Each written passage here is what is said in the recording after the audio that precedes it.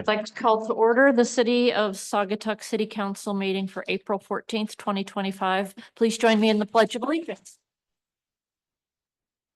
Pledge allegiance to the flag of the United States of America and to the republic for which it stands, one nation, under God, indivisible, with liberty and justice for all. Thanks, Jamie. Will you call the roll? Henderson, Here. Clark, Dean, Here. Martin, Here. Muncy, Here. Peterson, Stanton. Here. We all know that Chris is in Florida this month, and Councilmember Clark is not well tonight. So could someone make a motion to excuse both of them from the meeting? Make a motion to excuse Mayor Clark or Councilmember Clark and Councilmember Peterson. I'll second. All in favor, say yes. Yes. Yes. Any opposed? All right, passes. Welcome, everybody. Thanks. And it looks like Chris might be online. So Chris, know that you can make a public comment before and after if you'd like. So what what an amazing several days we've had with the gas outage. Joe and I were hanging, kind of catching up with Ryan after our workshop meeting when Katie Beamer, the township or the Fenville town administrator called, and they just like instantaneously jumped into problem solving mode with a gas outage, and watching our city manager and then the broader team go into action. It was just, it was one of the most gratifying experiences I've had professionally in my life, between the different municipalities and their managers, the utilities companies. Michigan Gas owns a number of utilities, and so they had workers from all over. And they were so effusive in their praise for our residents and the tri-communities. In addition to just singling out Ryan and Katie, obviously all the first responders, but I want to give a shout out to Lisa Mize as well.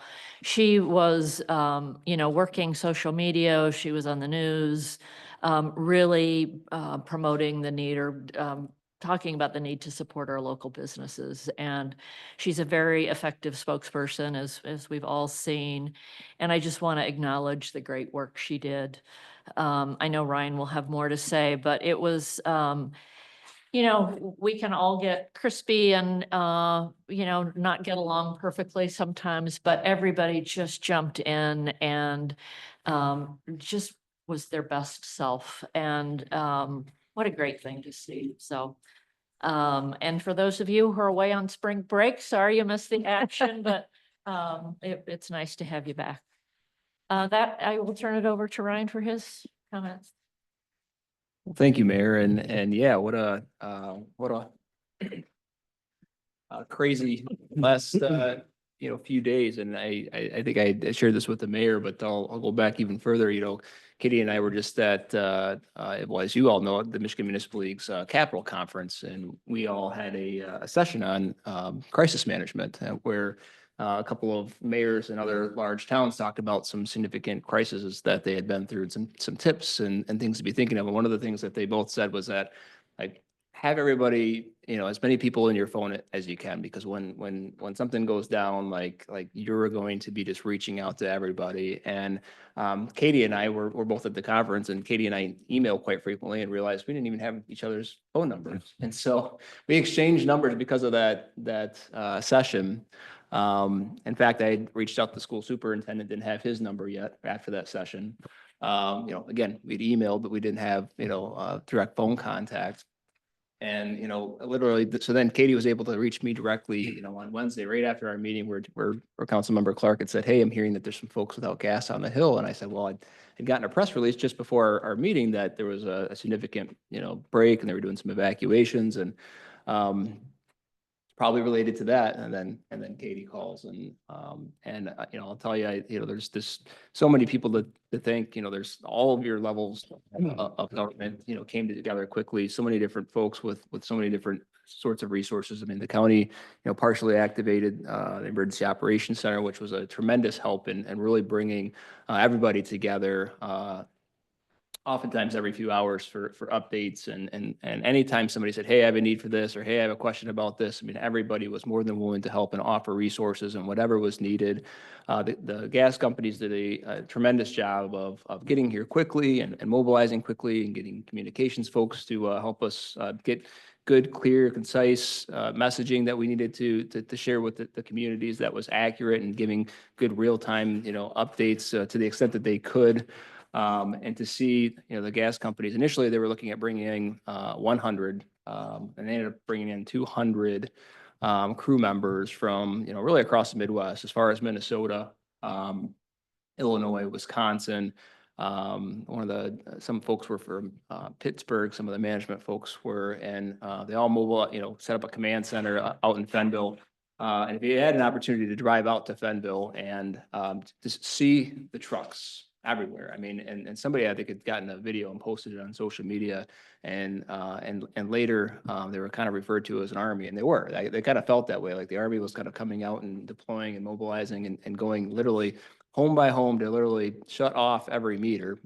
So that way things were safe once they start to put gas back into the system, and then have to go back to each particular location and to go into each particular home to restore gas safely. And then wanting to look out for the workers and their safety, and they're not familiar with our area. And so just an amazing job on their part and mobilizing the way that they did. And like I said, and working with them, the fire departments were phenomenal. Really appreciate, as you noted, the Saugatuck Township Fire Department and Ganges and Fenville for pulling together the pancake breakfast to be able to directly, just sit and talk with some of the crew members and give a little bit back to them. But they were all just so amazed at a community coming together. And I think it just shows, in a time of crisis, and it's a terrible thing that's happening at a given time, what a community is really made of, and to see so many people coming together and really the patience. I mean, there was, very few and far between as far as, folks being upset or saying this is taking too long. I mean, folks were just so patient and understanding and realizing everybody was in it together, and just amazing to see, amazing to have things back online in the way that we have in a short period of time, considering the magnitude. Just to give you an idea here, that the gas companies had indicated that I think some of them had worked on the Hastings outage, which was about 4,500 customers. So this was even larger than that, but many of them had never seen an outage like this of this magnitude. So thankful to all of you for your support. Obviously, there's things that every one of us been like, man, I wish we would have thought about this at the beginning. We wish we would have had this information at the beginning, or we should have done this way. We're certainly going to learn from the experience as well and debrief and say, hey, how do we, get better? We still have folks that we need to bring online. So as the big thing right now is we know that we have second homes and we have rentals, and so we have some folks that aren't in town right now.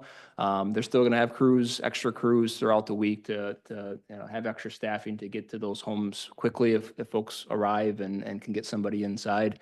I've also talked with them about having some extra staffing on weekends, so that as folks are typically coming back on weekends as we get closer to the summer season, they're also going to have folks available to be responsive and get folks back online once they get back in town if they missed the first round of things. So, but a really good reminder of like how reliant we are upon our utilities and how important they are to us and why they're important to maintain. And we have a lot to be grateful, and it all puts a lot of things into perspective when you have something that happens like this. So, thank you.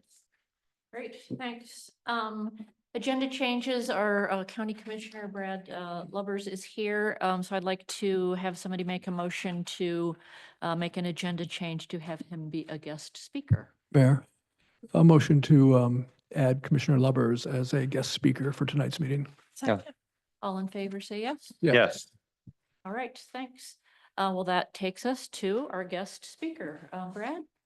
Welcome, and Brad was also at the pancake breakfast yesterday morning along with Mr. Fox, so great to see you again. Yeah, short timing. Huh? Yeah. Yeah, so I will just echo all the comments you guys have already said. And I would just add that, just not just the people of the community, but the businesses that just the outpouring of food that was just dropped off without anybody asking to the workers in the area when they got here. Yes, I mean, just out of nowhere. It was just truly appreciative of all the workers and all the people there that for that. So, and they didn't have to do that, but they did. And I would add too that through a situation like this is certainly not good to have this happen, but from our county perspective, for emergency management, it's good for us because thankfully, it's been a few years since we've gone through something like this. So as Ryan said, we need to take a debrief, what we did, how we did it. What can we do better? What can we do differently? Because as we have Palisades coming up, starting out, we need to prepare for all those drills.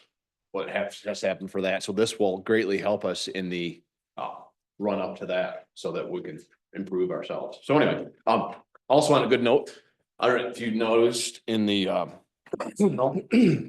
according to USA Today, Saugatuck has been named the 9th best Midwest small town. Yay. Fantastic. 7th place with Grand Haven and 10th place was Mackinac Island. Very nice. So just another accolade for that and Oval Beach and, things of that nature, just to make Saugatuck a great place to come as a tourist. Just glad to see.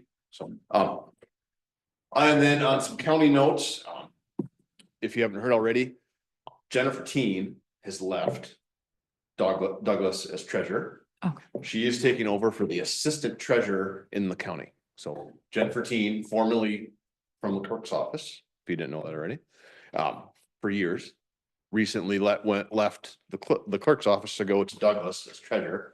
Now she's going back to Dumont Lake to be the assistant treasurer under Sally Brooks. So, because the assistant treasurer is retiring, so, which is great. So just to see, it's nice to have experienced people that can step in and be appointed to take those positions, in those roles. So anyway, and then, all the good stuff.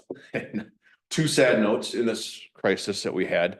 We did have one lady south of here that sadly walked out of her house, elderly lady, was missing. Family called the police, called the sheriff's office.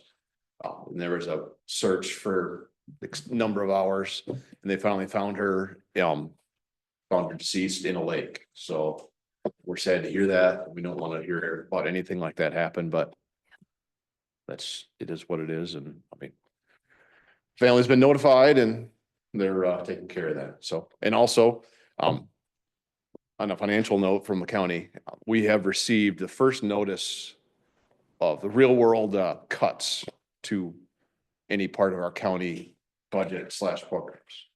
So the health department has been relying on the last vestige of the COVID money from the feds that had not been dispersed. And we have gotten word that is now done, effective immediately. Then I don't remember the number off the top of my head, but so that affects a few little things. It's not a big amount compared to the health department's budget, but in the health department that they are now not able to do.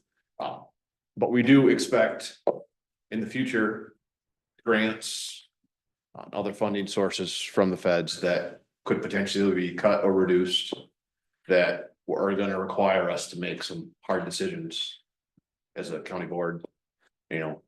Do we close programs? Do we reduce? Do we prop up? And those are all to be determined on a one case by case basis. So we're expecting that in the future, unfortunately, but it is what it is and we'll have to take that as it comes. So anyway. Okay, you have any questions? Thanks, Thanks for Brad. coming. We appreciate Yeah, it. thank you very Brad. much. Thanks, Good luck Brad. With your next meeting. Yeah. Thanks, Brad. All right, that takes us to public comments on agenda items only. If there's anyone in the room who'd like to make a comment about an agenda item, please come to the podium.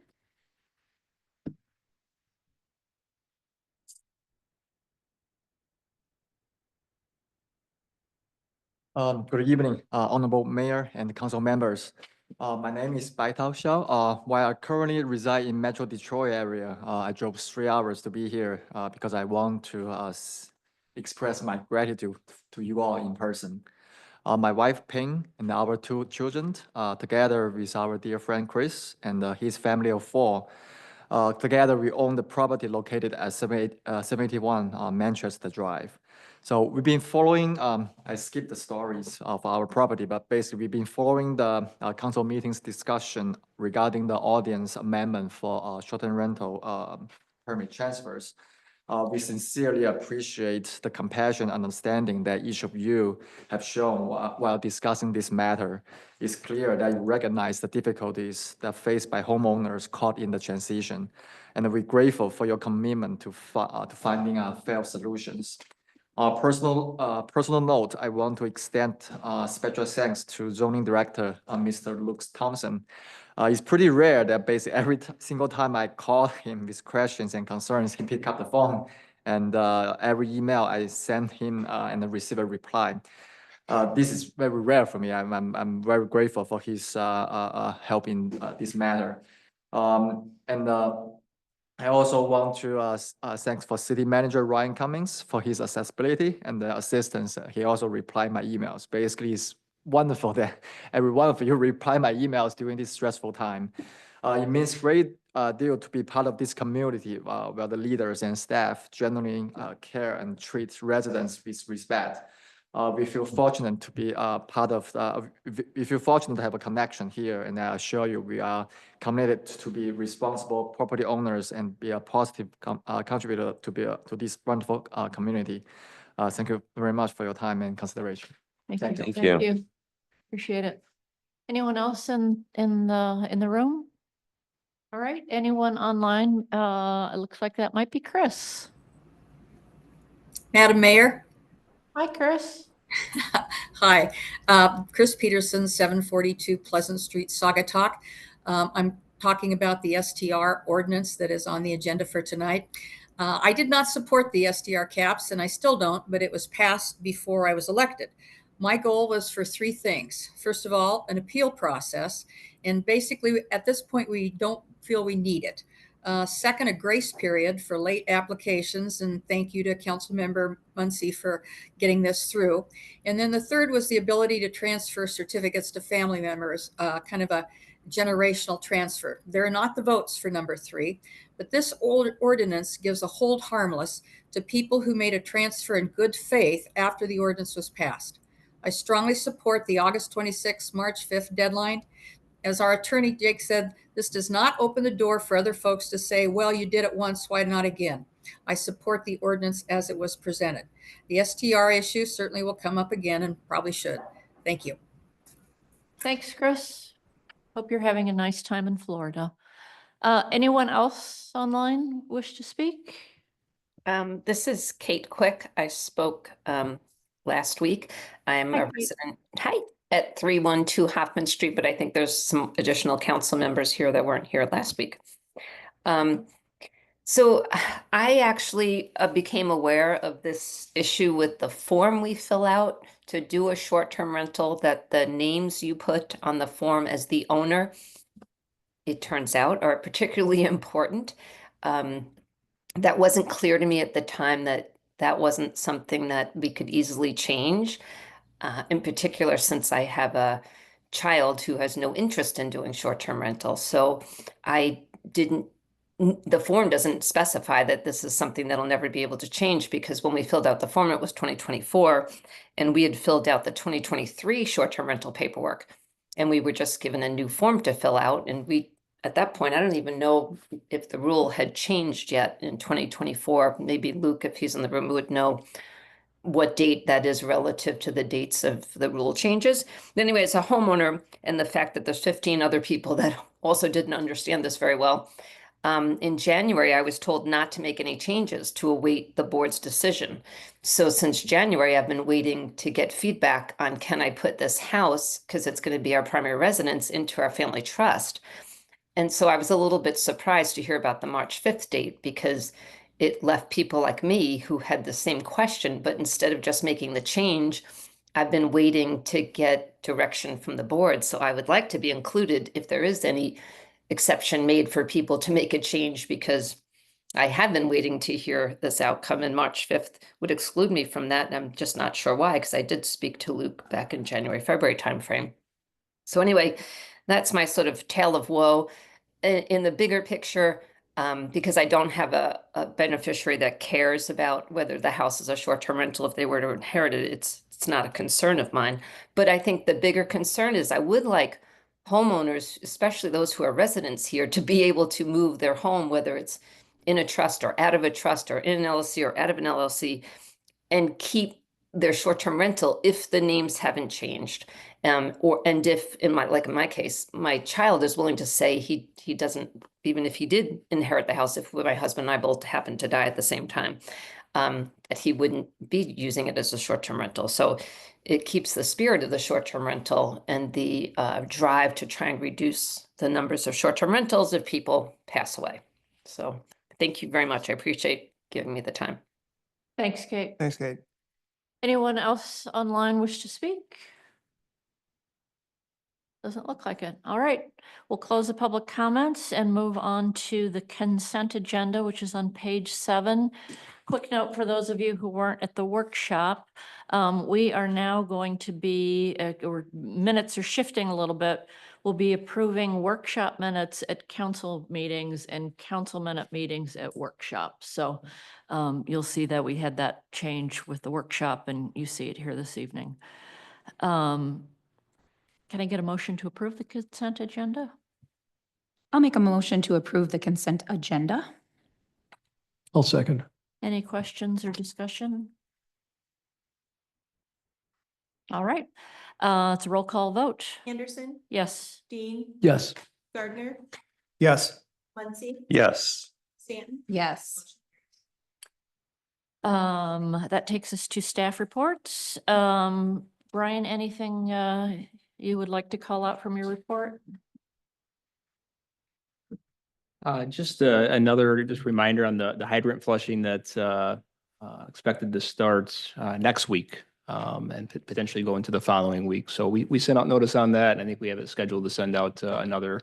So just trying to spread the word on that so folks aren't surprised. There's some tips there to kind of avoid any issues with some discoloration that can occur. Essentially, flushing everything kind of gets the iron out of the system is really and is what we're looking, or what Cal Lake's looking to do. So I did share some kind of quarterly stats with you related to kind of community engagement and kind of the numbers that we're seeing on Facebook and our website and our news you can use emails and our YouTube views. So I plan on doing that on a quarterly basis as we go, so you can kind of see for a small community, we're seeing a lot of engagement with our materials. So our open rates on our even our news you can use emails are between 50 and over 60% on any That's given great. email. I think a lot of them were over 60% when I was taking a look at them. So we're seeing a lot of good engagement. A lot of folks are clicking on your meeting packets and taking a look at those, which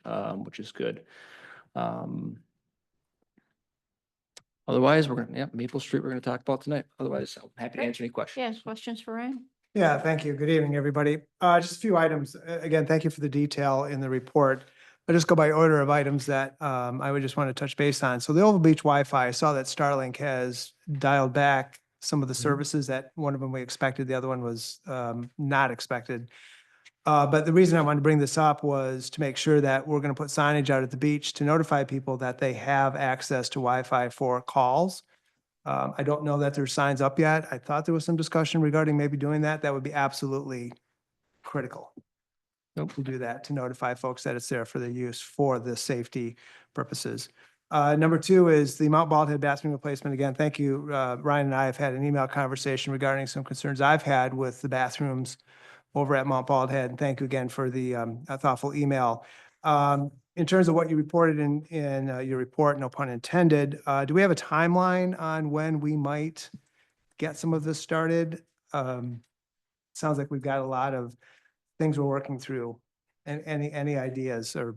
Yeah, I think, if our second meeting here with the tribes goes well, next Tuesday, we have another meeting scheduled. I anticipate that you may see, I'm trying to leave your next workshop focus, on the budget. So you may see the bids on there. If it's not in your workshop agenda, you may see it on your regular meeting. So we actually, at your next meeting, may have the bids to present to you. Thank you. So is the expectation this is going to be done this year in time for season? Yeah, it wouldn't be done in time for season, but the construction schedule. Yeah. I really think we need to talk seriously about something that we need to do over there for this season. The bathrooms are awful. I've had several comments from people, and I've had conversations with, people that use the area. It's frankly embarrassing to the city of Saugatuck, the bathrooms. And I'm not criticizing any one individual. It's just they've not been paid attention to. So if we're not going to get our new bathrooms this season, we need to come up with a plan B for this year. So we're not, either we lock the doors and say they can't be used, or two, is we put some money in there and we actually update the fixtures, paint it. There's some holes in the roof, or holes in the structure. I just think this is unacceptable. Yeah, and and I apologize, maybe I wasn't as clear. It's not going to be done in time for the start of the season, I guess so the construction schedule that, and we just actually asked for a construction schedule from both of the contractors, last week. And talking with the tribes, they also kind of wanted to take a look at that. Essentially, if we're able to get construction started, or at least bids out, soon, they're hoping to have this done by July 1st. So, so midway through your season, you would see new bathrooms, but not immediately. And obviously, we'd have to tear them down and start some work. I mean, we'd be looking at porta-johns, out there, and we'll have them cleaned regularly and that sort of thing. But that's what you're looking at for at least until the construction's done. But, we anticipate doing construction, even though it's not ideal, during the summer season, because like you said, they're in poor shape and it needs to be done. Yeah, That's good news. yeah, and I see some Yeah. nods around the table. So maybe some other council members have been over there. If you have not, I encourage you to go take a look and I've just seen it, really see. yep. It's embarrassing. I don't know any other word to describe it. And the fact that we've waited this long to get this done is I'm glad that we're getting some movement on this. But if that does fall apart, if this plan falls apart for some reason, I'd really like to see us have a plan B to make it better for the season. If it's going to go into August or September and then season's done, I just think we should have something ready to go in the event that that plan falls apart. So, AT&T Cellular, that's another thing that's just kind of stuck in the mud. I know we've talked about some different options. I know we talked about also drafting a telecommunication strategy, and I think that's something that I'd like to see us have some serious discussion about. Our problem is still not solved. The Wi-Fi out at the beach does resolve some of it, but we are still not able to co-locate any other services. We have a great amount of need here. Our city of Douglas has some needs too in terms of wireless. I'd really love to see us to get together with the township and the village and the city and really come up with a long-term strategy on how we're going to resolve some of these future communication problems. And this technology is changing so quickly that I'm not convinced this technology that AT&T has proposed up there is even going to be, it's going to be outdated by the time it's even actually put in. So I'd like to get some expertise involved on this to talk further about what we need to resolve and what our problems really are. So that's just something I want to bring up. Also to the community engagement data, I mean, that just blows my mind. The numbers that are in there, it's just amazing to me. Something that I don't think we capture well here though in community engagement is in terms of the number of reports that, and very pleased to hear about the citizens' comment about Luke's response to emails and phone calls. That's wonderful to hear. That responsiveness is truly something we should be proud of. But it doesn't really tell us the number of calls that our staff gets, the number of reports we get on the street from people we may walk by and say, hey, what about this? Did you know about this? I still think the city needs to have some serious discussions about having some tool in place that we can actually measure reports that come in, whether it's phone calls, whether it's conversations on the street, whether it's an email. We should be documenting these requests so we can say, here's the issue that was reported, when it was reported, who it went to, what the resolution is, or what the response is going to be. That's something I brought up in the past. I lovingly refer to it as Saugatuck 311. Community I was in down in Florida actually has a very similar program. They call it 311. So it's something I'd like to see us do. And actually, it would tie right in with your community engagement data, provide some additional information to our community about what we do for them and the responses that they get from us when they report items. I do want to end, I love the historical items. It's just fun to see these things from our community, and thank you for making the effort to put those in our packets. Very, very much appreciated. Any other questions? I just wanted to say, I appreciate the community engagement that you added in the report this time. I like to see those numbers. And if you delivered that many messages and that many were, that's an incredible open rate. Mhm. I mean, you're talking, over half, and that's very unheard of almost. So I think that's a great job. It's nice to see those numbers, and it's nice to see more Facebook posts I see over the last few years that you never used to see before, and things like that too. So, but yeah, I do appreciate that. Anything else? Moving on to the treasurer's report. Nikki is on, looks like she's on, if people have questions for her, after having read her report. And Nikki, anything you would like to add? Nope, I don't really have anything more. Thank you. Okay. Clerk's report, any questions for Jamie? I didn't submit one. Oh, well, there you go. Well, I guess I don't have a question then. Planning and zoning, any questions for Luke? DPW, any questions for Scott? Yes? Yeah, thanks again. So the willow tree in Cook Park, thank you for the comment in your report about the kind of next steps here. Scott and I have had a few conversations offline about this too. I've had a conversation with a few boat owners and others that frequent the park or spend time down by the park. And I asked them, if you could do anything with the tree now that it's gone, what would you do? And it was to a point, everybody was unanimous, put another shade tree in. And put a shade tree in that's maybe 2 or 3 years old, so it's got some growth to it. It's not just a sapling. But the shade that was providing to people that visit our park is something that, from the folks I've talked to, is going to be missing. And I'll put my name on that list too. I think another shade tree, not a willow probably, but another shade tree. It's going to be a few years before we actually get the shade that the other tree provided. But that's definitely something I'd be. And I know you mentioned in your report that there's a tree replacement. There's something being discussed about tree replacement. Also too is, I think it'd be important to put a small sign up there, kind of like you see when you see communities doing work on roads, or when you see, your tax dollars being spent on this project, whatever. Put up a small sign that would explain to people that maybe had not been here the winter watching the news, where the tree went, why it's gone, and what kind of the next steps are. Something that the city is actually engaged with the community to replace the tree, what happened to it. Doesn't have to be much, just kind of a nice little, that just shows a little bit of respect for the community for something that was very personal to a lot of folks. Thanks. Any? Yeah, also, is there any progress or work on replacing the Saugatuck sign on Holland Street coming in from Blue Star? Is that something that we're working on, or eventually, or? Yeah, I think that was kind of left in the manager's office between the township man, if I remember that correctly. Okay. There was a little bit of discussion because it's an awkward scenario where it's the township property, but the city had some interest in creating sort of an entrance of town at that intersection. Yeah. We still have the sign, so it could get replicated. It's in horrible condition. So basically, if I you want to know, recreate it, we could- I just have a soft spot for that sign for some reason. I don't know why. I've always liked that sign. I always like decorating it at fall. And then real quick, what's going on next to scooters?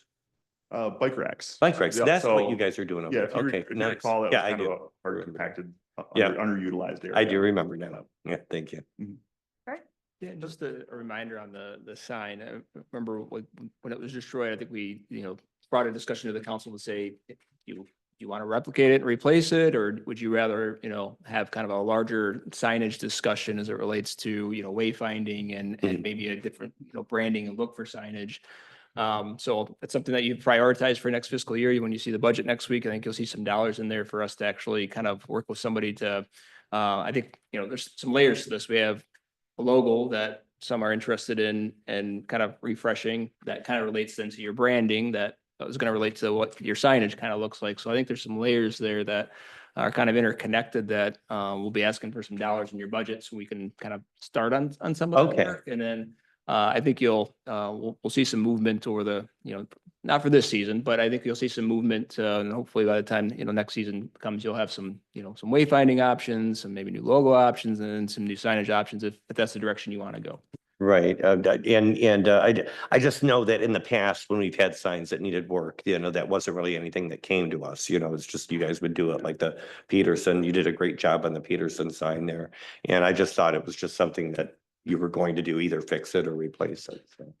If the council wants us, again, like I said, the reason why I brought it to the council before was Right. a question of, do you want to put, I mean, I think it was going to be like or $20,000 or something like that to have that replaced. So it's a big investment to, invest in another one of those signs if you're looking at kind of changing your branding and your signage.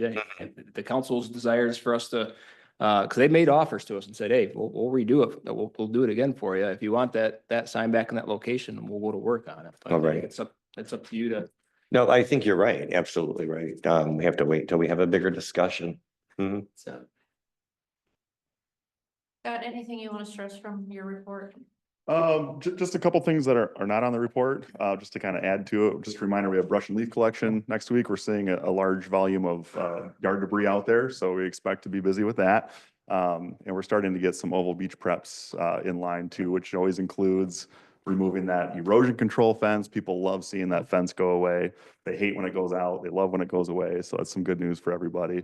And then just a reminder too, that next week is our annual junk collection. So curbside junk items, just take note of the restricted items, the hazardous items that are not allowed, and because they will get left on the curbside, and the residents will get notified. That's it. Great, thanks. Thanks, Scott. Thank you.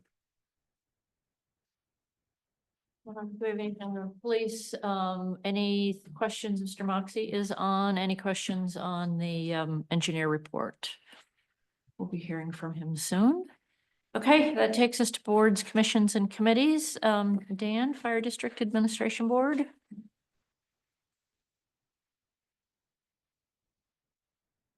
And actually, before you start, Sure. please give our appreciation to the fire district for jumping in. And I know Chief Janik and his team were involved with the gas outage and then making pancakes and eggs yesterday. So They're a good crew. They're a good crew. And they appreciated as well the involvement of the community and coming together out there. Good, even got that group picture on one of the television. Of course, I sent it to my grandkids, find Opa. This will be short. This is, it says interim on the screen because this is basically off of our workshop meeting, not whatever you want to call the full board meeting, which is a week from today, 4 o'clock, fire station. You're all welcome. But there were a few things that came up that I thought, rather than wait for another, whatever it is, 2 weeks to your next one, I'd lay it out here. First one, Jane. We've just been able to geolocate our calls. These are fire district calls, not the ambulance calls that you've seen otherwise. Those are different. And they're, if you could read it, I know that the legend there is a little small, and you'll have to ignore some of the humor involved in whomever chose the particular icons, including the skull. Oh, jeez. For the service call, where somebody said looks like a dog bone, but regardless, it doesn't make any difference because they just denote what they denote. I guess to me, not that we didn't know it, but when you see it laid out in this fashion, those blue EMS crosses are all over the, I mean, that is, as you know, that's our #1 call for service. So, and this is for just 1 month, just the month of March. Look at the next one, please. And this is for the 3 months, January through March. So I don't know that there's necessarily any great wisdom being presented in terms of, well, this means this or this means that, but it's just, I think, educational to see where they all lie.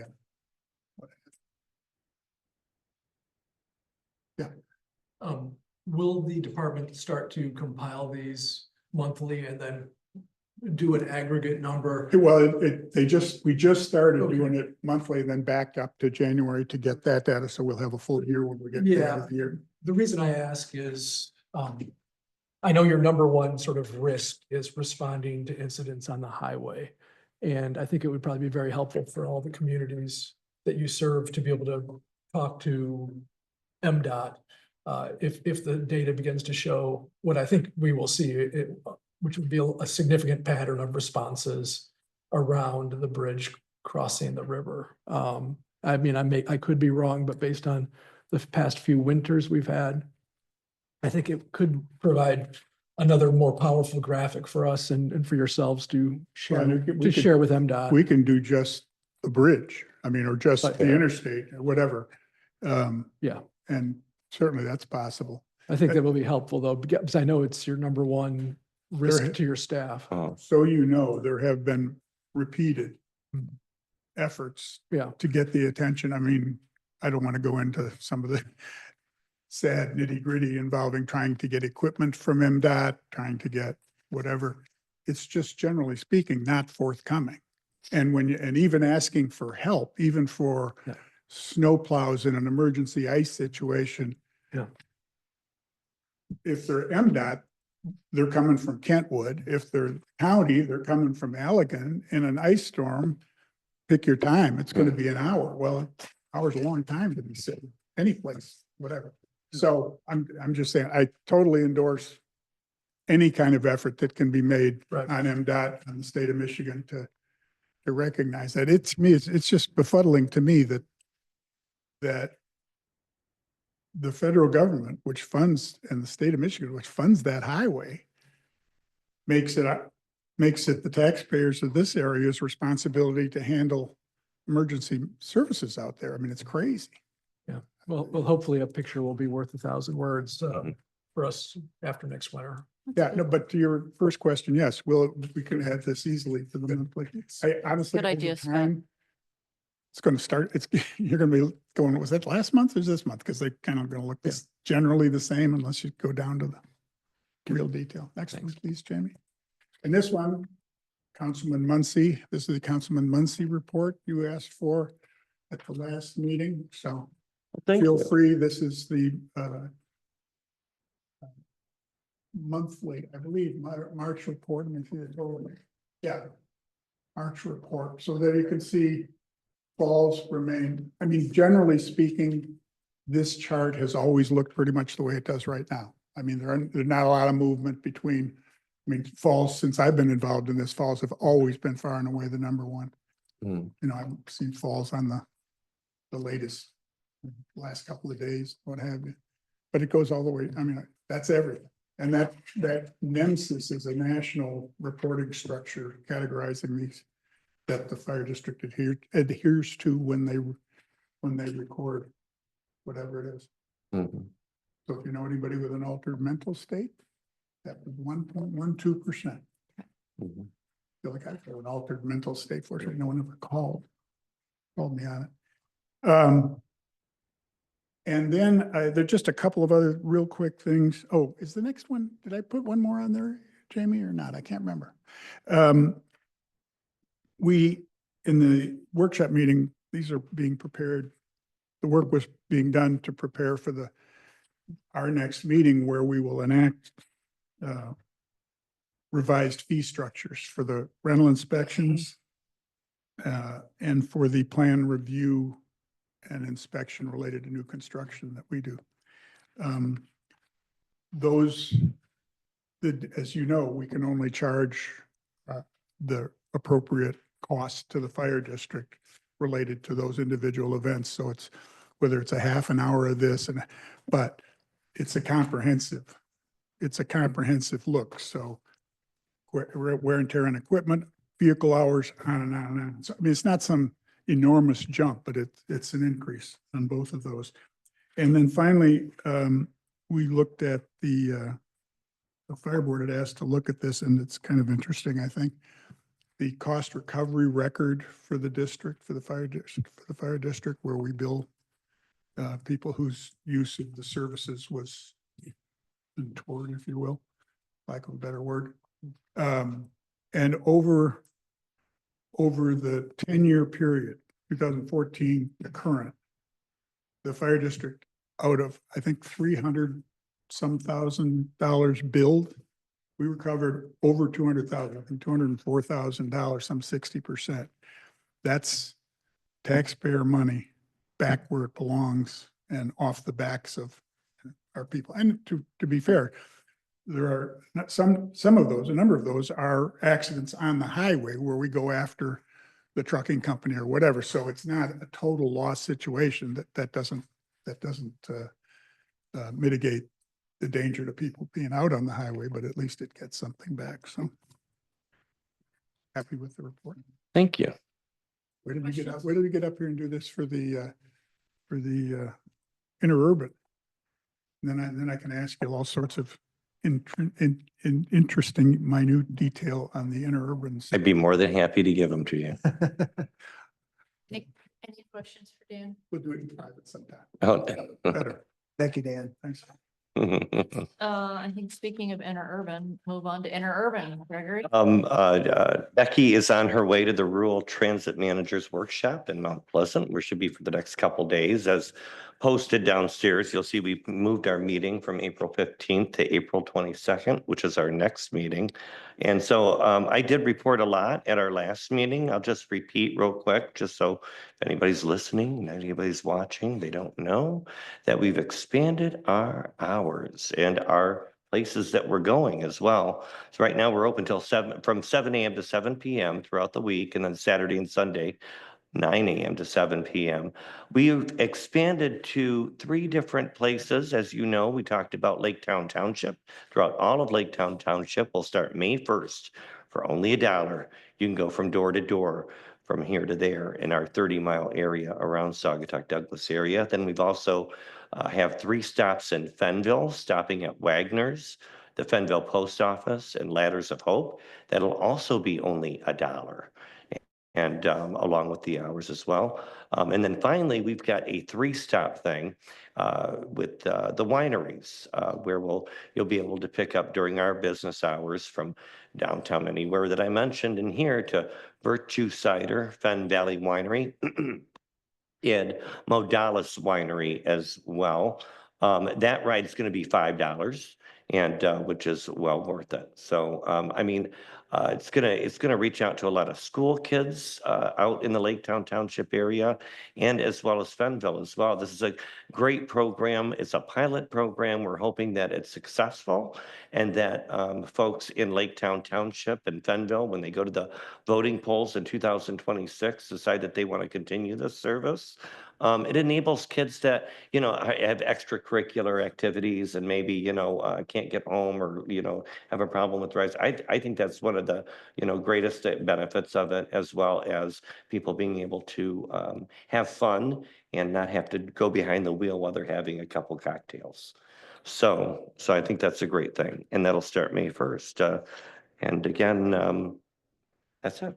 Terrific. Yep. Thanks, Gregory. Thank you, Gregory. Do you have hours for the vineyard tours? The vineyard tours, and stopping at those stops as well are going to be the same hours as our operating hours. Got it. So in June through August, our new, that's another thing real quick. We did this last year, but in case you don't know, June through August will be open until 11 p.m. on Fridays and Saturdays. And fares are going to be $3 on those days per rider from 7 p.m. to 11 p.m. So we talked about before, we're looking at cutbacks. We've already gotten cutbacks from the state. And so we're trying to appropriate that with just a couple more dollars. I think it's well worth it. I've talked to people all around town. They said, I'd pay $5. So, but we do want to be mindful of our locals as well. Yeah, that's great, Gregory. Thanks. Joe's not here for Cal Lake. Ryan, anything you want to report with, anything you have to pass along? Yeah, I think he reported on their last meeting. They haven't had a meeting since. Okay. And Chris is out for, I don't know if there's been a Harbor Authority meeting. ZBA, I know there was a meeting last week. Okay. Yeah, you want to just give a quick, We have you and. Yeah. Thank you. It was a fun one. It was a strange situation. Essentially, the Singapore Yacht Club were looking to replace their fence, which surrounds their pool, because of its location to the water and because it was a pool enclosure fence. There was multiple different governing bodies that sort of had standards that had to be met, and it was close to impossible to meet all of them. And so essentially, they were granted a variance to be able to build a solid fence within 25 feet of the water. I think our main point, or the main point of the ZBA made, was that, you know, the intent of those regulations is to prevent any kind of view from being obstructed or anything like that. This fence is obviously already in place. It's already pretty much solid. And so the variance was granted, and rightly so, in my opinion. So it was a nice, fairly quick little meeting. So. Awesome. Thanks, Thanks, Liz. Liz. Historic District Commission, Russ? Yes, we met on Thursday, April 3rd at 6 PM.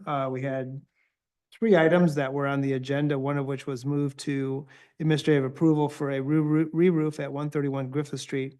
So the 2 items for action and discussion by the board were 673 Lake Street. The applicant proposed several improvements to the rear yard, including a new pool house, patio, fire pit fencing, and a resurfaced deck. The fire pit was pulled out of the application. There was a lot of discussion around the pool house, for lack of a better term, at least that's how it was referred to in the application. And there was two of the, not the applicant, but 2 of the staff working for the applicant were here from the actual pool company, I think is who they're representing. And they actually made a proposal, which the Historic District Commission liked, to change the pool house to more of a kind of a lean-to structure, as opposed to like something that didn't really fit with the historic nature of the area. So they did that in advance of even coming to the meeting, and there's a lot of interest and appreciation for the applicants actually taking that time to be respectful of, you know, kind of what the view of the water is. And the city or the Historic District Commission had some conversations about, we always talk about what the view of the property is from the street.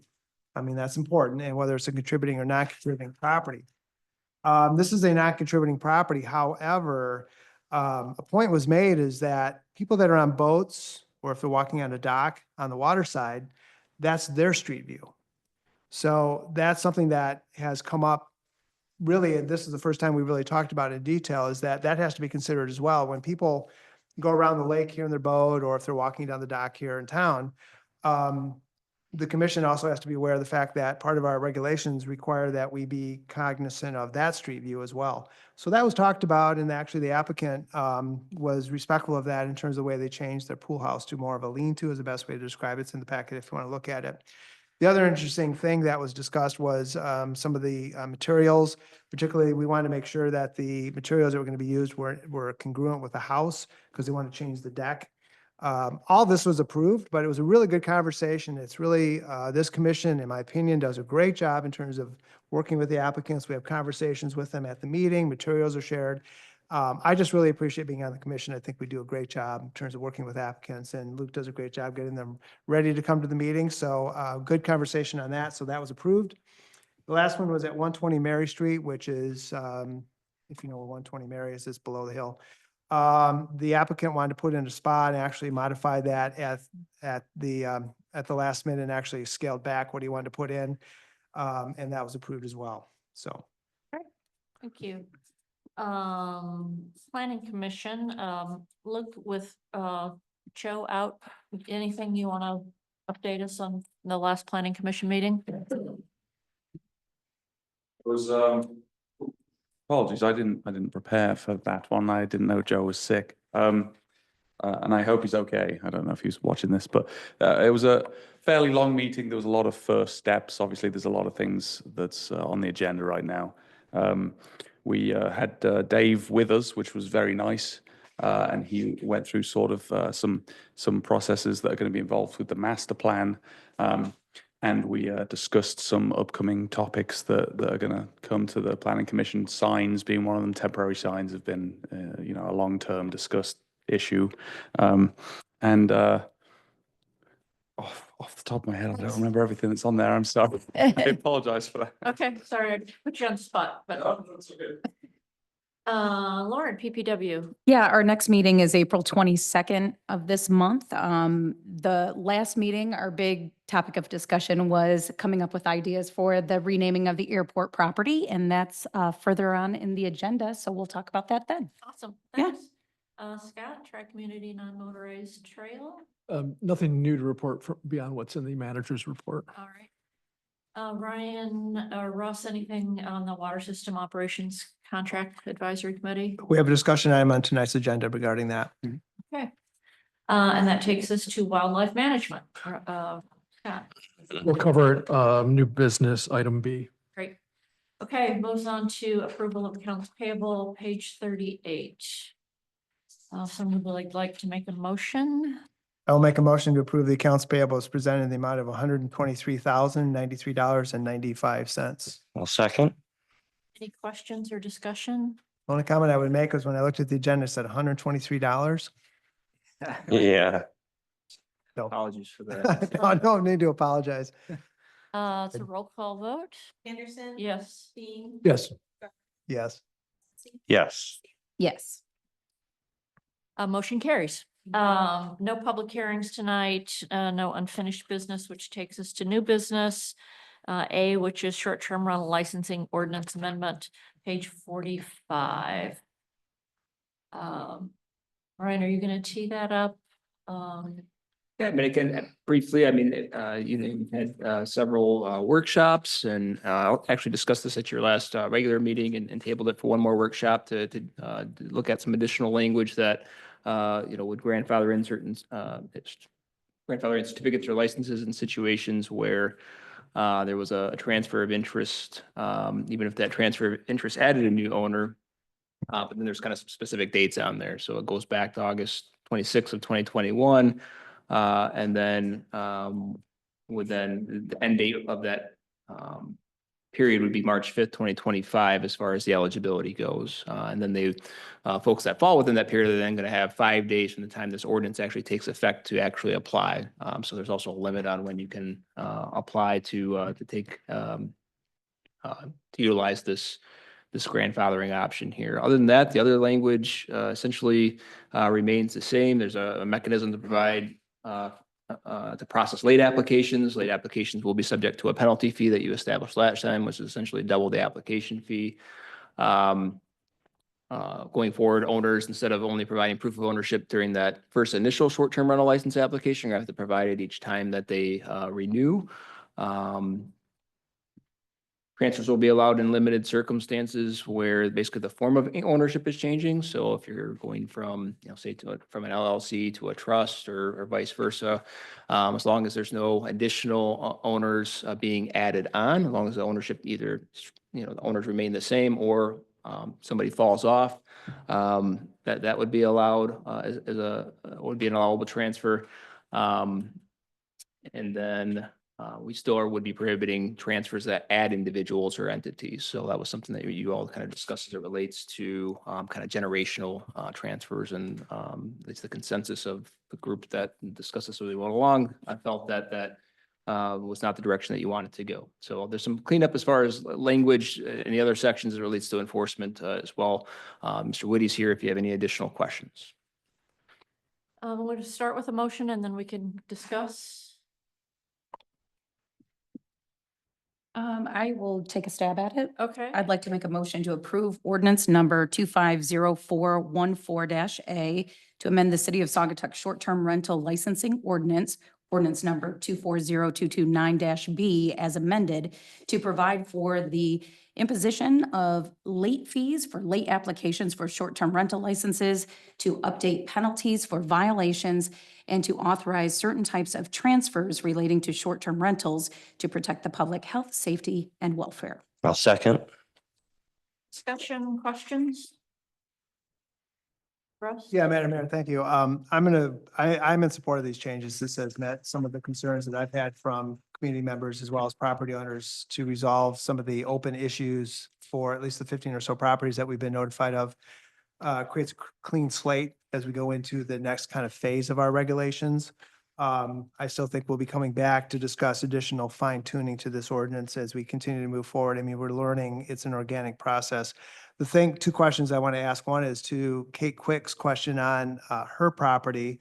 The March 5th date, I know that was put in this because of our discussion at the March 5th date. This will apparently impact her ability to not do it, or she's, if I understand correctly, she's not going to be remedied by this. Correct. Is that correct? Yeah, please do. Thank you, Luke. So, and Kate's obviously still online, so I'm sure she can, answer any further questions you have. But so, Kate, the situation with that property is that currently the house itself is under the ownership of her and her husband, and she would like to put it into her trust, and her trust has an additional person with it. So in January, she came to my office and said, "This is the situation," and I said at the time, if you were to do this right now, it would void the license. That's, we didn't allow for transfers. And that was, that is the case. It would void the license.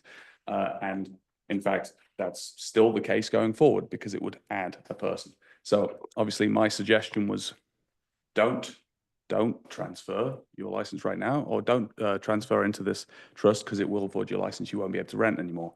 And obviously her point now is that I said, don't do that.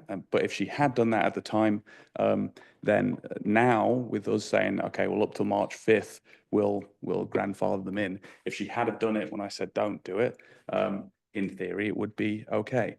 Obviously, the kind of forethought I would have had to say, well, transfer it, and then hopefully they, come up with this idea, it would be pretty impressive on my account. I didn't have that. And so that's the situation there, that we're going from 2 owners to essentially 3. And so, yeah. Yeah, and just thank you, Luke. And Luke's been Kate? wonderful to work with. I think if you make it quick, this really isn't a discussion.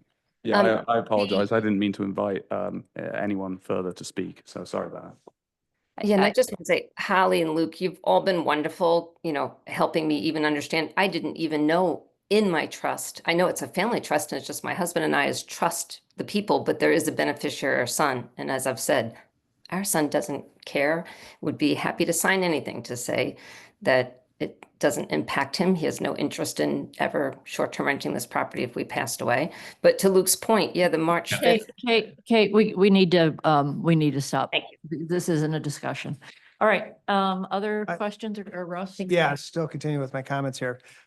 So at this point, I believe all city council members received a email from a property at, I forget the address and the name, but it was last week, with a number of questions for us regarding this ordinance amendment. That property. I didn't get it. Yeah, No? looking to I see thought now. everybody was on it. Anyway, so my question is that other than the Quicks issue that we just discussed, the other 15 or so properties that were at risk, this will basically make them whole. In other words, this is going to bring them into compliance by grandfathering them in. And so we have a clean slate going forward, essentially, correct? Well, I mean, I don't know that, can we know that? Mr. Whitty, what looks like you. Yeah, thanks, Jake. Yeah, so I can chime in there. Thanks, Jake. So this would, to use your terminology, grandfather in licenses or certificates that were subject to an unauthorized transfer in that time period. And so I don't know if that applies to every situation. I guess if the only thing we're talking about is unauthorized transfers, then yeah, that's what this is designed to address. Yeah, thanks, Jake. And so back to the Quicks question, if we were to change the date that this is applied, could we move it up to a different date to basically make the Quicks whole on this? So that's a decision for the council, how it wants to amend its ordinance. My understanding is that they have not effectuated any kind of transfer yet. So they haven't lost their license. Right. They are just unable to prospectively make a certain kind of transfer that they want to make in the future because they're going to be adding interest of a third party into the property that's used as a short-term rental. So again, if the council's desire is to make some kind of exception like that in the future, I think it would have to apply to every short-term rental license holder in the city, and it would essentially open the floodgates for any number of conveyances beyond just the quicks. But again, if that's what the council wants to do, we can so amend the ordinance. So if the Quicks put their trust in just the husband and wife's name, it would be fine going forward. But because they're adding to it, Yeah, because they have a beneficiary on the trust. That's the issue. Any other questions, Thanks, discussion? Jake. Of course.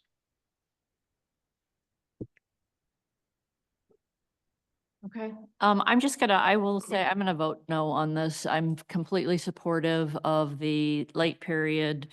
And I'm completely supportive of changing the form of ownership, but I don't support, changing this for the specific dates. Just again, because this is a business license and it's always been a business license. And when people have signed this business license, the terms of prohibiting transfers of ownership has been very clear. So I think we should enforce the ordinance that has been in place before the short-term rental cap and currently. People who are unable to short-term rent or who lose their licenses still have the opportunity to rent their house out for a month or more. They can do long-term rentals. So they have other options. I'm also just opposed to carve-outs to benefit a small group of people. I think that sets a really dangerous precedent for us. And it just kind of opens us up to, requests like we got tonight from the Quick family. And I mean, who knows what else could come to us saying, but you did this, why won't you do mine? And it, frankly, it gives the appearance, or it could give the appearance of cronyism. I mean, we're making, a special deal for a small group of people. We've made some tough decisions in the past to enforce our ordinances, whether it's hardscaping or restaurant owners, pavers or what have you, where we've said no. And because it didn't comply with our ordinances. And transferring ownership has never conformed with our short-term rental ordinances, and it still doesn't, and I just think it's wrong. So that's why I will vote no. Anything else before we call the vote? All right, let's call the vote. Anderson, No? Dean, Yes. Gardner, Yes.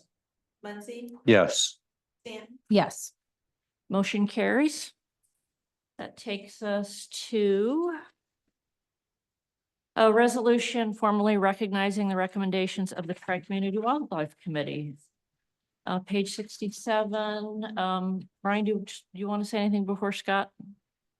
I'll let Mr. Dean take it. We workshopped it and he has Mr. Dean has most up-to-date information, so. Yeah. Thank you, Mayor. Thank you, Manager. I think we had a good session at our workshop last Wednesday. I would like to single out Don Pope, our local DNR wildlife biologist, who's our urban deer expert in the area. He was instrumental in guiding the tri-community group through the options that we have available to us in terms of managing, what he described as a situation where the deer in Saugatuck are not acting normally and have lost all fear of people. I think we had a good discussion. Councilmember Clark's not here, but he had a number of I thought, very thoughtful questions. I think it's important for the council to be aware that, we are simply we are recognizing sort of the recommendations of the community. And really at the heart of that is that the only viable opportunity we have to control and to manage this herd is through lethal means, to be blunt. We will retain our powers to determine where we will make hunting feasible. It will take some ordinance changes, though. It will require some changes to our ordinances to allow the discharge of, for example, archery equipment on private property. It will also behoove the city to consider budgeting some funds for a cull on city property. We will need, it's the consensus of the committee and of the experts from DNR. We've had two visit our committee, that we will need, very much like dealing with an invasive species, although certainly the deer are not invasive, they are native, of course, but we will need to maintain pressure on the herd to change their behavior. And that will involve, basically them being sort of kind of conditioned to understand that human beings are not there to feed them. And we've all been reminded several times that it's actually illegal in the state of Michigan to feed deer or any wildlife. Nevertheless, the city will retain the ability to say, for example, in the business district, you cannot discharge, a bow and arrow, for example.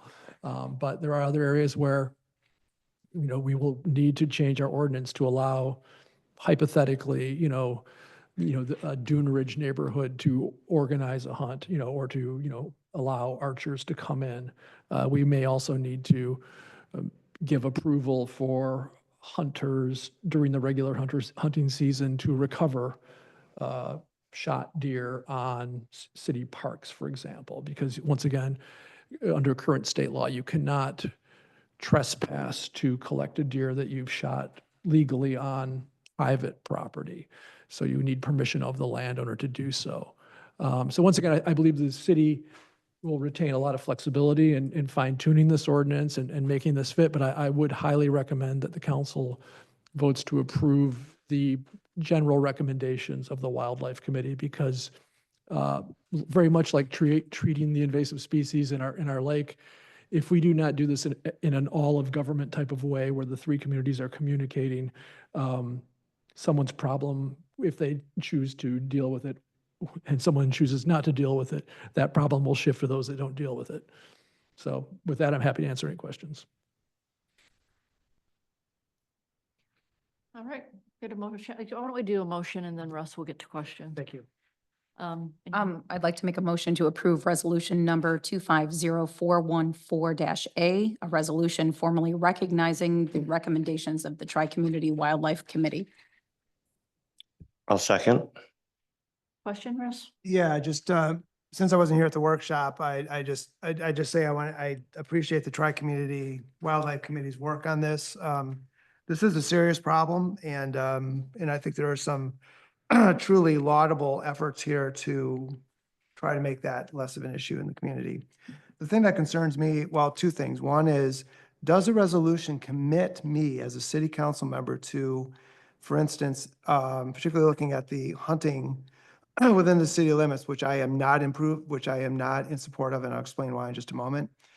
By supporting the resolution, the general concept of controlling the population, does this commit me as a council member, if I approve this resolution, to say that by also approves changing the policy to allow people to hunt on private property? No, we'd have to vote on an ordinance if we have any changes for ordinances.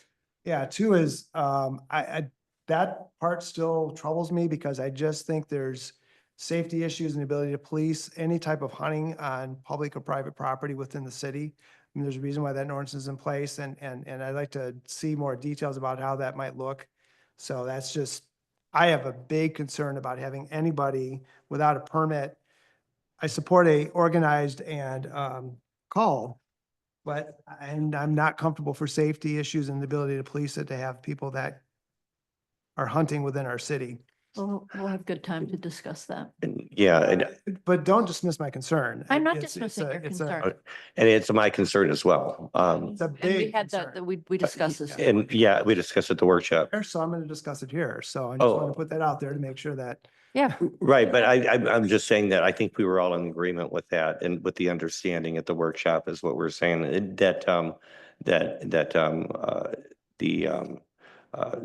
I'd like to see that as well. I will say though, I've been talking to a lot of folks in other municipalities as well. In Douglas and I have heard concern. It's a very legitimate concern. I'm also hearing more people saying that they approve of it, even in city limits. And so I don't know, I'd like to see what that looks like too, so. Yeah. You know, maybe R1 district wouldn't be a good district for it, you know? Right. So, but this doesn't allow that. Yeah, I concern her definitely, and we'll have lots of time to talk about this when we get to talking about So ordinance. again, thank you. So again, my support of this resolution does not commit me as a council member to any of these proposed. It's just concepts at this point. There's no ordinance change. Understood. Understood. I'm just saying is that I can see this being built into something more. So I'm just. No, I mean, you'll be free to vote as you wish when we have an ordinance that comes before us. Thank you, Councilmember Dean. I mean, but seriously, Russ, when we get to the point of looking at ordinances, we'll look at ordinances, we'll workshop them, and then we'll all have the opportunity to vote. Thank you. So, all right, that's a roll call vote. Yes. Dean, Yes. Yes. Muncy, Yes. Yes. All right, passes, motion passes. Take us to the Maple Street Agreement, page 71. Brian. Yeah, thank you, Mayor. We've been talking about redoing Maple Street during a number of meetings, and we've had a number of workshop meetings where we've actually gone over the engineer's recommendations and gone over those engineering estimates, and you also asked for a funding proposal for those improvements as well. And so during the most recent workshop, the council requested that we put together a design engineering proposal to reconstruct the road, the entire west lane, and then basically crush and shape on the east lane, that the water main be replaced, that there be some sanitary sewer repairs, that we do some culvert repairs, that there be drainage and stormwater management improvements, particularly in that area of Mason and Maple, and some underground detention in that area. And then there was at least majority consensus to install a concrete sidewalk as well. So as part of those workshop discussions, we had discussed that we had a number of conversations and meetings with the township where there was a verbal agreement to move forward on kind of approaching this with a 50-50 cost share agreement on the water main replacement, on the sanitary sewer repairs, as that's kind of how we were approaching the overall new water sewer agreement that we're working to negotiate, that going forward Maple Street would be a shared asset because it's on a bordering road and we both have customers essentially tied into it. And then because the water main and the sanitary sewer, or because the water main's under that west lane of road, then there was agreement to kind of split the cost of that one lane. The cost of those improvements is, including engineering and contingency and everything else, came to $1.3 million. So you would ask staff, in addition to the engineering proposal, to also put together a cost share agreement, kind of formalize an agreement with the township. So we have that agreement in place going forward as we got started on the design engineering. So we've been hard at work on this over the last many weeks, and discussing this cost share, with the township as we continue our cost share agreement drafting and discussions. The township made an additional request to us that we either lease or sell sewer treatment capacity. We'd had some discussions as part of the overall water sewer agreement related to that.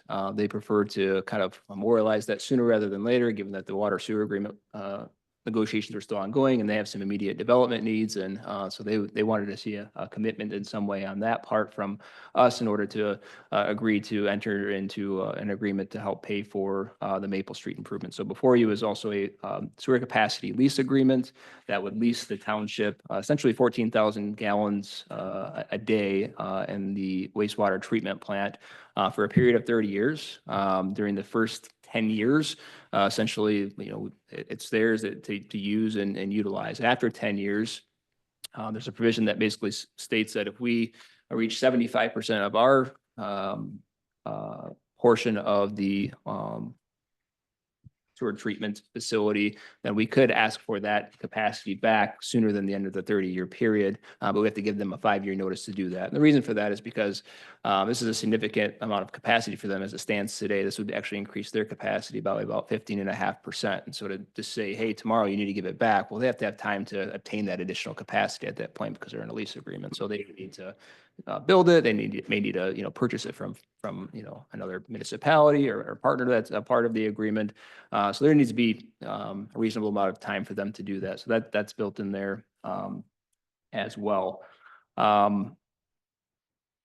Otherwise, the agreement runs for 30 years, essentially at $1 a year. So it's really kind of giving the township the ability to use that capacity at no cost, but it's capacity that we're not utilizing today. And through a lease agreement, we at least protect our ability to use it in the future, and we're not selling it. And so we have the ability, as we see growth in the future, to eventually kind of get that investment back that we have. And we spent millions over the years since the 70s to obtain this capacity, and it's important to us, but it's unutilized right now. The township has a need for it, so we're kind of partnering with them on that. And then by them bringing on more customers, that's, more, development in the township. I mean, that's more, economic support for our area. And then that's more customers that can help kind of spread out those overall costs that we're all facing on the water treatment plant. So there's a benefit there as well. One piece I do want to mention, the cost share agreement with the township. One additional ask that they had was that we also, we had obtained that $250,000 grant through MDOT, the Category B grant for just the road rehabilitation. They asked that we essentially apply that grant in thirds, a third of it on the part that's north of 721 North Maple, which is entirely within the city. A third of it would be applied to the east lane, which is entirely paid for by the city. And then the last third be applied towards the west lane, which we're sharing. So essentially, the township would be given a sixth of that grant, which is a little over $40,000 to help offset a portion of the project costs. And then the third item that's before you, and I'm covering them all because the next 3 agenda items, so we have some sample motions for each in order, but is a design engineering proposal from Fleece and Vandenbrink to get the design engineering going because, the stormwater element, the sidewalk, that East Lane Road is entirely ours. You'll see that our engineering fees are higher as a proportion of the overall project versus the township because we're paying for a lot more of the project overall. You see a timeline there from Fleece, and assuming we can get going really soon here, they've indicated that we would be on target to get the bids later this year or early next year and have construction started next year as well, which is what we're all aiming for. So happy to answer any questions. One more thing I should touch on. So in front of you this evening, there was a couple of they're non-material changes. They're just kind of clarification red lines that we've presented to you on both the lease agreement and the cost share agreement. And Jamie has those that she can pull up and put on the screen for anybody that might. Here. The sewer capacity lease agreement. Maple Street, if you could pull that one up So these were recommended by legal counsel as they were doing a final look. They said, well, let's kind of clarify just a couple more things here. So you'll be able to see this kind of the word "and" added in some recital areas there. And then as we go down, there was a clarification on just kind of uppercase on sections. And just kind of some formatting pieces there, clarifying that the 1.5% would be per month. If there were late payments. And then the biggest change in the Maple Street agreement was just clarifying that we intend for it, I shouldn't put it that way. We don't intend to be in a litigation with the township, but if it were to end up in litigation at some point, we'd want that to occur in Allegan County, not Kent County. So kind of a cleanup there. Otherwise, just clarifying numbers. So on the sewer lease agreement, just kind of clarifying that we're talking about the wastewater treatment facility, not necessarily just any other treatment facility. Just kind of rearrange the order there. Facility. There's kind of just more legal terminology. I think that we're kind of clarifying there. All of these were reviewed by